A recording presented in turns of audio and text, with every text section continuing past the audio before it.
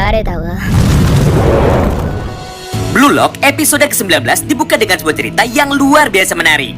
Karena setelah beberapa episode berlalu, pada akhirnya Isagi Yoichi, Bachira dan juga Ito Shirin kembali dipertemukan kembali untuk membicarakan dan juga membahas mengenai sebuah hal yang sangat penting.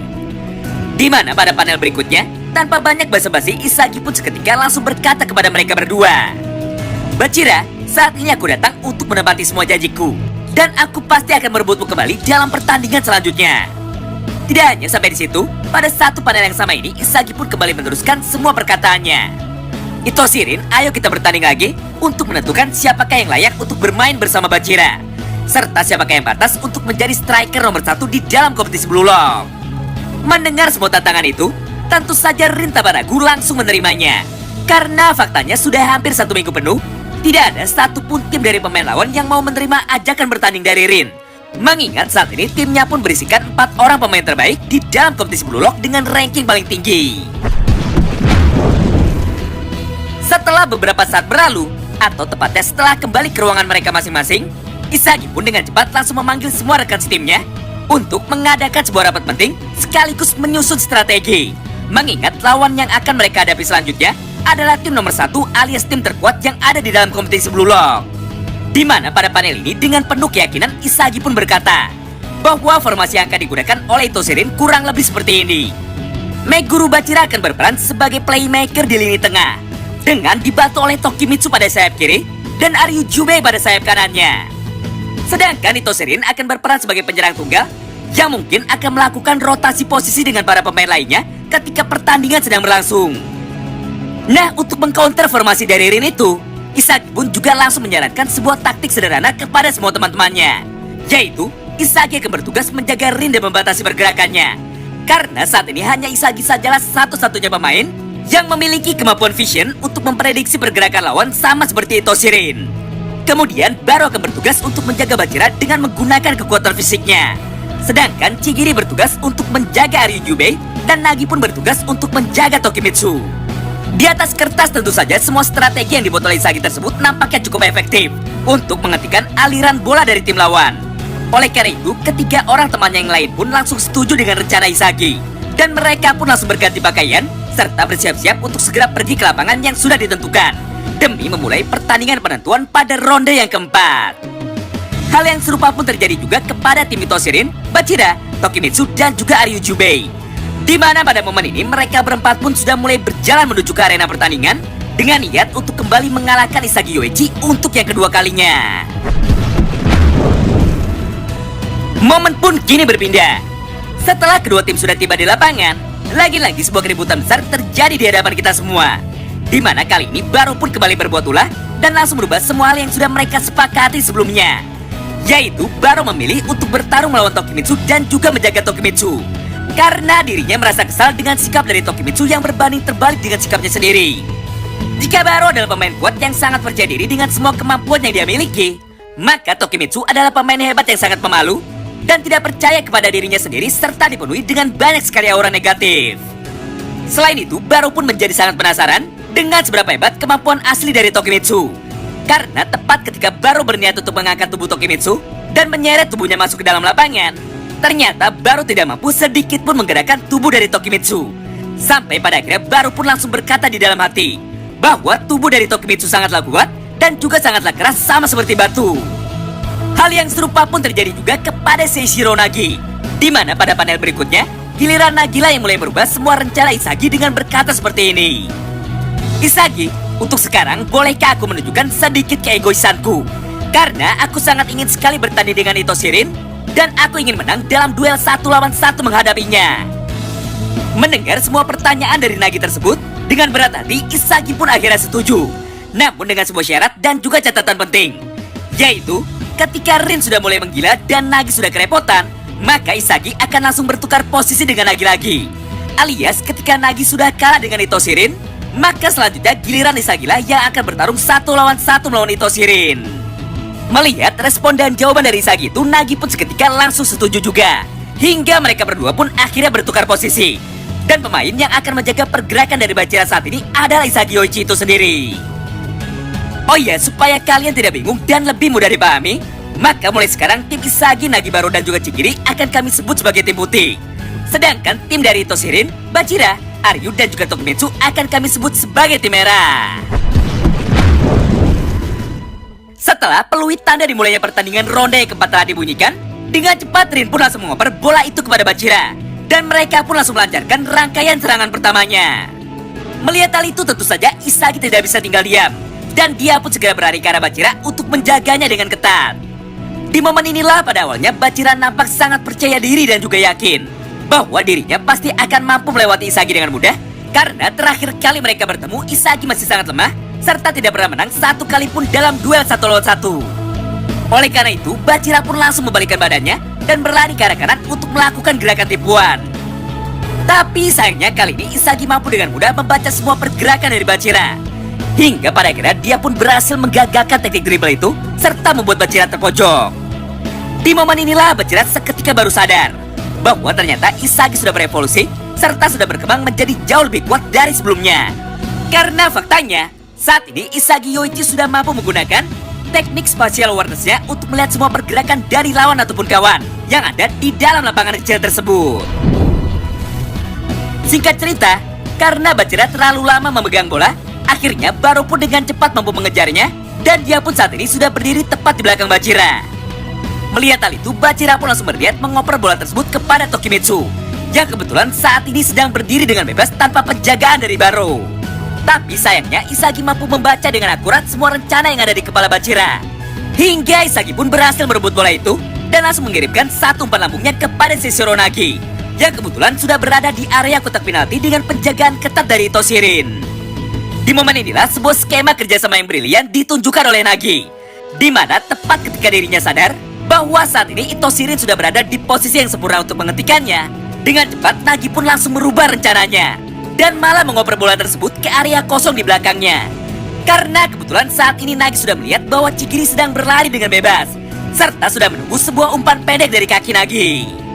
Walaupun pada panel itu Rin dan Aryu mampu membaca pergerakan dari Chigiri dan sudah tahu kemana ke arah bola yang dikirimkan oleh Nagi, namun sayangnya Aryu dan juga Rin tetap gagal menghentikan pergerakan lincah dari Chigiri.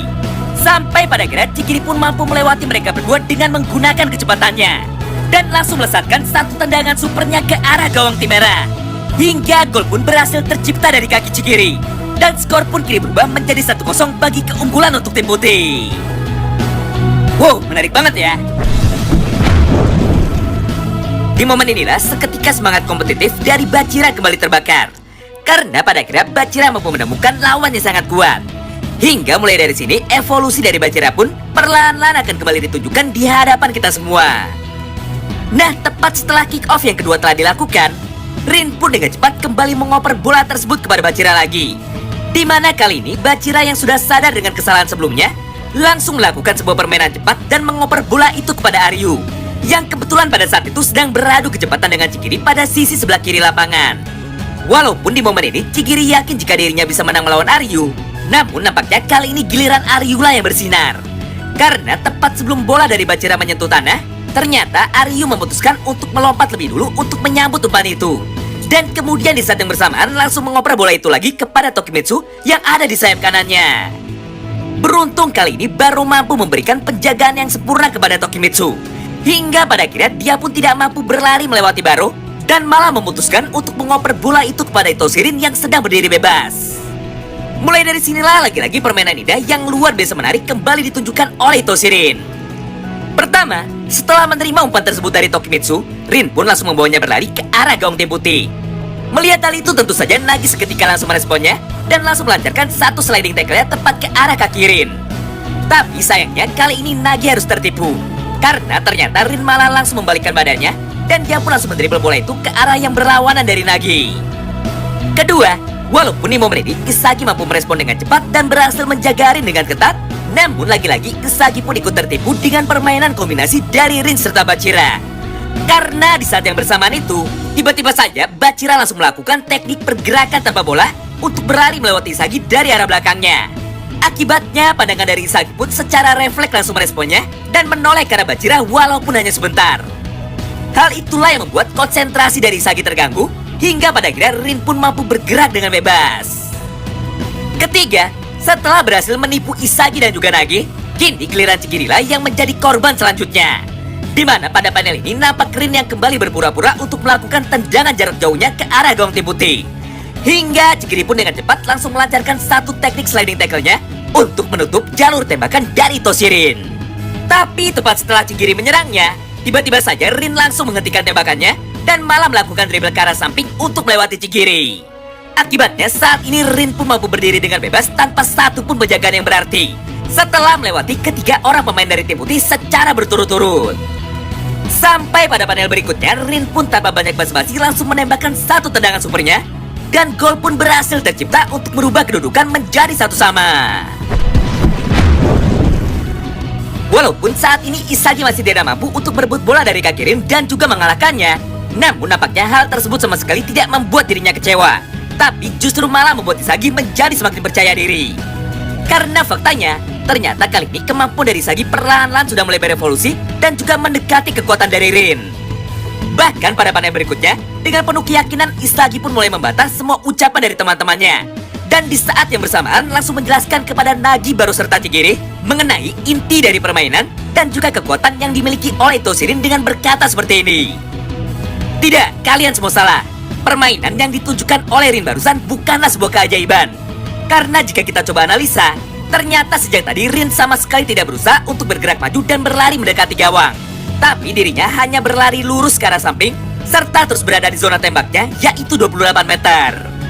Yang jelas sejak tadi Rin sudah sadar, jika dia mulai berlari maka Chigiri pasti mampu mengejarnya dan merebut bola itu dari kakinya.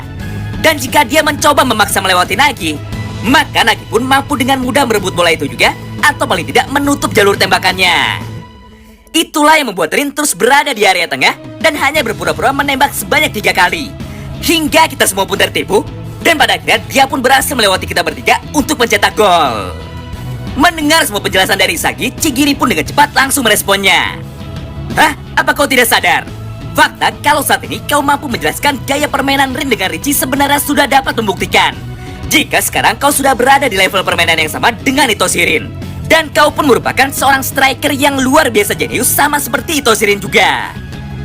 Tidak hanya itu, pada panel berikutnya mereka bertiga pun seketika langsung sepakat bahwa saat ini orang yang mampu menghentikan permainan dari Rin di dalam lapangan hanyalah mata dari Isagi dan juga otak dari Isagi. Oleh karena itu, selagi menunggu Isagi berhasil menciptakan taktik yang pas untuk menghancurkan Toshirin, maka mereka semua akan terus berjuang sekuat tenaga sampai titik darah penghabisan, sambil terus mendukung dan mengimbangi permainan dari Isagi Yoichi. Nah, setelah kick off yang ketiga kembali dilakukan, kini giliran tim putih yang mulai melakukan serangan balasannya. Di mana kali ini Nagi pun dengan cepat langsung mengoper bola itu kepada Chigiri dan langsung membawanya berlari pada sisi kanan lapangan. Kemudian di saat yang bersamaan, Isagi juga kembali menggunakan teknik pergerakan tanpa bolanya untuk melewati Bachira dan juga Tokimitsu. Nah, tepat setelah melihat Isagi berada di posisi yang kosong, Chigiri pun langsung memberikan satu buah umpan lambungnya kepada Isagi di sisi sebelah kiri lapangan. Tapi sayangnya kali ini semua gaya permainan dari tim putih sudah berhasil dibaca oleh Toshirin. Karena pada panel berikutnya, tiba-tiba saja muncul Rin dari arah belakang yang langsung melompat tepat ke arah bola dan berhasil merebutnya. Sebelum pada akhirnya Rin pun langsung memberikan bola itu kepada Bachira lagi yang sedang berada di posisi bebas. Dan Bachira pun langsung menyambung permainan itu dengan satu peran jauhnya tepat ke arah Aryu Jubei yang sudah berada di kotak penalti. Walaupun saat ini Aryu berhasil dijaga ketat oleh Nagi dan juga Chigiri, namun ternyata semua hal itu bukanlah sebuah hambatan bagi dirinya. Karena pada momen ini, dengan cepat Aryu pun langsung melompat lebih dulu untuk memotong jalur umpan tersebut. Hingga pada akhirnya umpan itu pun mampu diselesaikan dengan indah oleh Aryu, dan gol pun kembali tercipta, serta skor pun langsung berubah menjadi 2-1 bagi keunggulan untuk tim merah. Melihat permainan dalam tempo yang sangat cepat ini, Isagi, Nagi, Chigiri, serta Lord Baru pun seketika kembali bersemangat. Dan mereka pun dengan cepat langsung mengambil bola itu, serta sudah bersiap untuk langsung membalaskan gol sebelumnya melalui permainan berikutnya. Nah, itulah semua alur cerita lengkap dari jalannya pertempuran dari ronde yang keempat bagian pertama. Tentu saja jika kalian penasaran dan ingin tahu mengenai semua kelanjutan cerita dari manga Blue Lock ini, maka nantikan terus ya update selanjutnya di channel kami. Terima kasih banyak yang sudah simak video ini sampai habis dan salam baku hantam.